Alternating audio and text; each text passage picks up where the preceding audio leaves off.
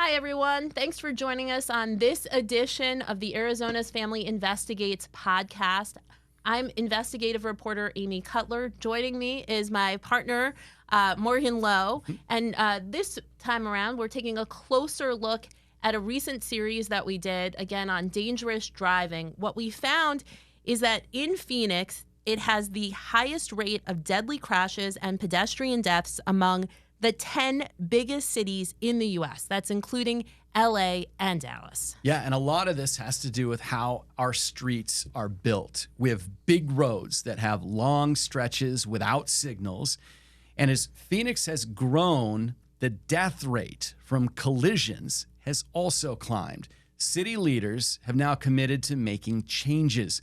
But we found they're not even meeting some of their own goals. So here's our first story in this series.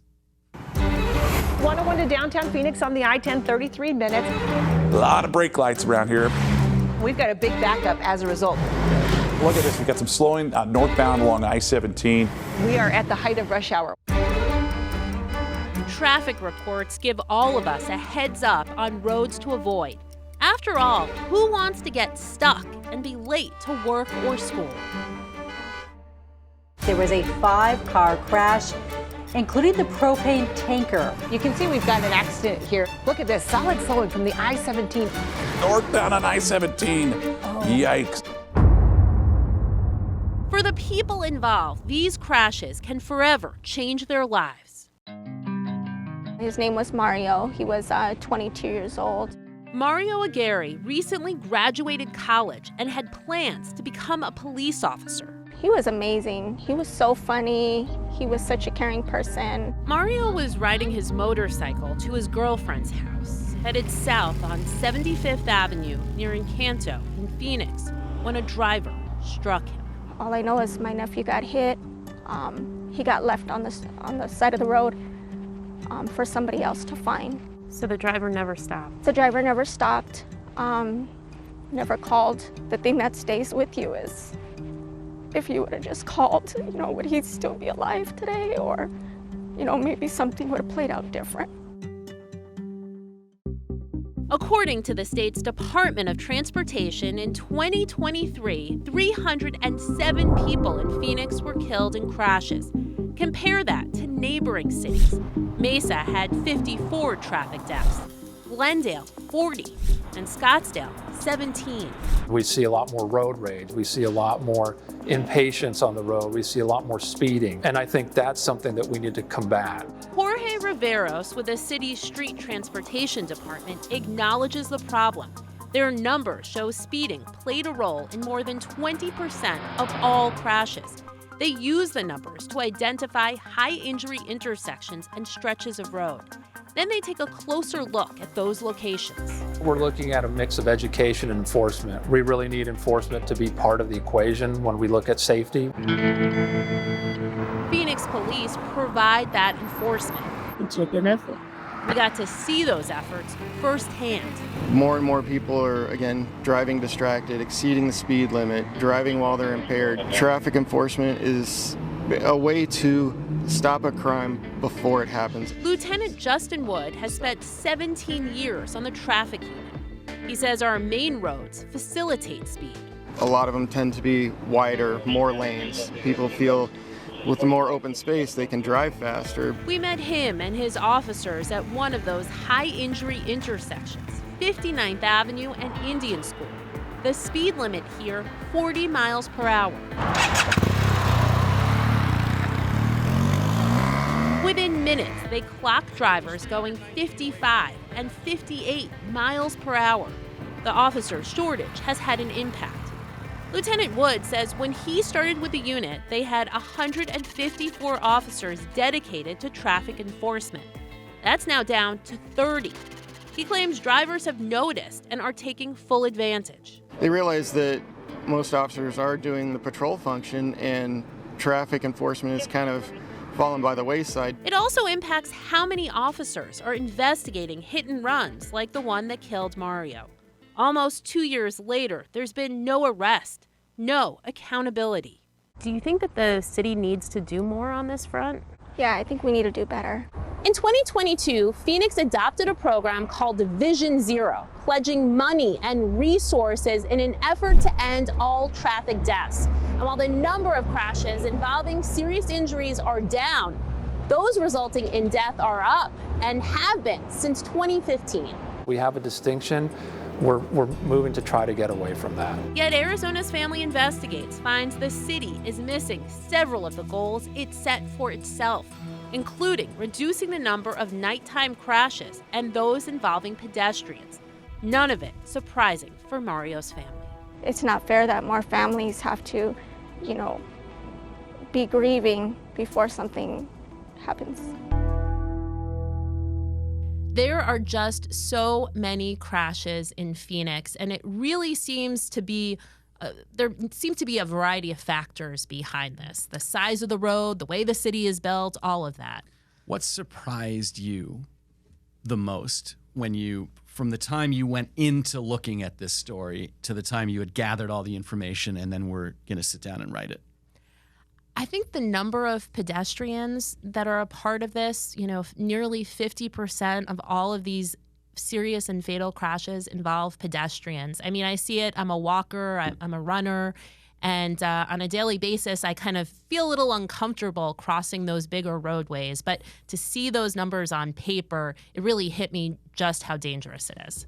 Judging from the number of vehicles that are on our street, when we see cars and they're speeding, and we've all seen drivers not driving well, you would think that those are cars crashing into other cars, but that's only half. The other ones are pedestrians. The other thing that struck me is every time we talk about the high incidence rate of fatalities with pedestrians here is this idea, when you look at our streets and you look at the way this Phoenix and the Valley is set up on a grid system, it really does appear to be well organized and easy to drive. You drive and you have these wide lanes. It's not like Los Angeles or back east where the lanes are narrow and the streets sort of curb. Wide lanes, they're straight. You go for a ways between the traffic lights, but you found that is part of the reason, or a main reason, that there are so many pedestrian fatalities. It seems like that would be counterintuitive.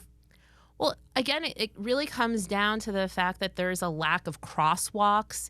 Even when there are signals at some of these crosswalks, we've seen it. Drivers just aren't stopping, or if they are stopping, it's just briefly. And as soon as the one pedestrian is out of the road, they're not as careful, I guess, is what I've seen driving around. And according to data from the city of Phoenix, 60% of these serious and deadly crashes happen on surface streets, not on the freeway. So that explains, the pedestrian issue.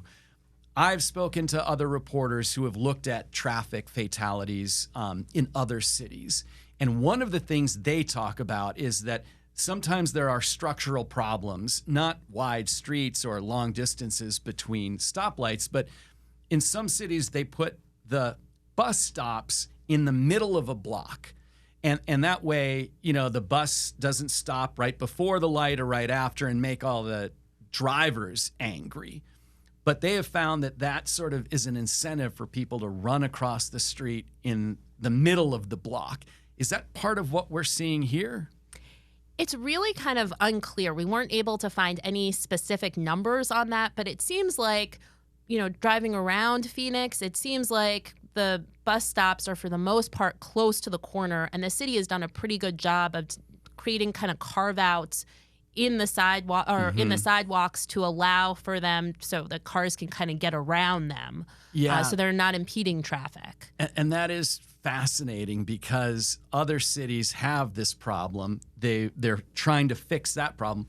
We don't have that problem here, and yet we still have a big problem with pedestrians being hit by cars. Yeah, I think a part of this is just how quickly Phoenix has grown. So there's a lot more people out on the road. We've got these, there are just so many lanes. Our roads are so wide, and it's just really how, again, it's all been constructed. It's the focus is on moving people, getting people from one side of the city to the other, and it's been less on safety in the past. And now this Vision Zero, that's this idea that they can do something about it. Exactly right. So the Vision Zero program started in Sweden. It spread to some other European cities. It had a lot of success. But again, those are smaller roads. There's a different mentality there for pedestrians and all of that. But there was some marked success there. And so it spread to the U.S. It is now in more than 60 cities across the U.S. And as part of that, there's this Vision Zero network. And I had the chance to speak with the program manager from that. Basically, they're an organization that helps cities implement Vision Zero. And Tiffany Smith, the program manager, we want to play a little bit of what she had to say about that. We are seeing that when communities really focus on the built environment, focus on prioritizing safety over speed, they are able to observe some safety gains. For a city like Phoenix that was very much built around cars and getting them from location to location, do you believe that Vision Zero can work in a city like Phoenix? I do believe that Vision Zero can work in a city like Phoenix, but I don't necessarily believe that it's going to be easy or that it's really straightforward. They don't have to be designed this way, and we don't have to accept roadway deaths or severe injuries, and we don't have to accept high speed limits. So it sounds like she's saying that the way that our grid system and our valley has developed and grown, that creates a structural problem. I mean, we are designed for traffic. We're designed for cars, not necessarily pedestrians, because we're such a spread out city. So are we talking about to have a program like this make a difference? Are we talking about having to make some major structural changes? That is exactly what they are calling for. They say that there needs to be more of a focus on structured crosswalks, getting pedestrians who are on the sidewalks away from traffic, barriers, bridges, all of that. And they acknowledge that costs a lot of money, but they say big picture, as people are, cities are growing and there's more pedestrians and, the money is being well spent. The money is well spent because it's ultimately saving lives. How do you put a price on a life or dozens of lives or more that get killed every year? That's an interesting point. Now, as part of this Vision Zero effort, Phoenix is bringing back controversial red light cameras. The city council voted to put in 10 fixed cameras at intersections and 8 portable speed enforcement cameras, all by the fall of 2025. And a recent study found that reduced the number of serious and fatal crashes by 30%. And that is a very large number. And that's why city leaders say it was so important for them to move forward on these red light cameras, given the controversy that they've seen in the past. Important to note, when we started looking into this a year ago, the city was very concerned about the impression. They wanted to make it very clear that they were researching. This was not a done deal. And so here we are a year later, and it was city council that voted in this subcommittee meeting to make this a reality. Yeah, it's fascinating that they had that, it went from being very concerned. I was a reporter here in Phoenix when we had speed cameras on the freeway. We had a lot more red light cameras and a lot more speed cameras in the city, but there was this groundswell of opposition to those, and then they sort of disappeared. Now, there are still some areas that have them. Paradise Valley is one area that is sort of famously kept them, but there was so much controversy. Tempe has already decided to bring these cameras back. That's supposed to happen early next year. Those red light cameras will be at 14 major intersections, along with 4 mobile units for that city as well. Yeah, and in both situations, both cities cite this officer shortage. It was really surprising to me in Phoenix, and speaking to the Phoenix Police Department, they used to have 154 officers just in their traffic enforcement unit. They are down to just 30.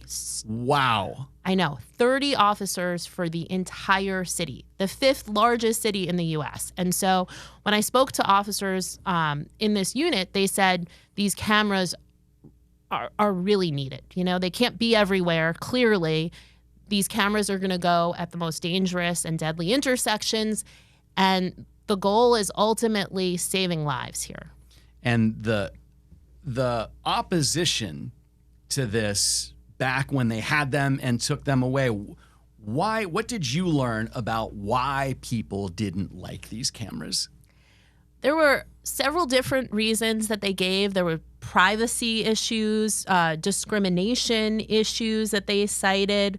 Some said it was a money grab by cities, which Phoenix and Tempe clearly pushed back against. They said that these are not going to be money-making initiatives, that any money that they make will go towards safety now, but it's definitely been contentious in the past. I am really curious to hear once the election sort of tones down and the idea that these cameras are coming back, I'm curious to hear what the reaction is going to be.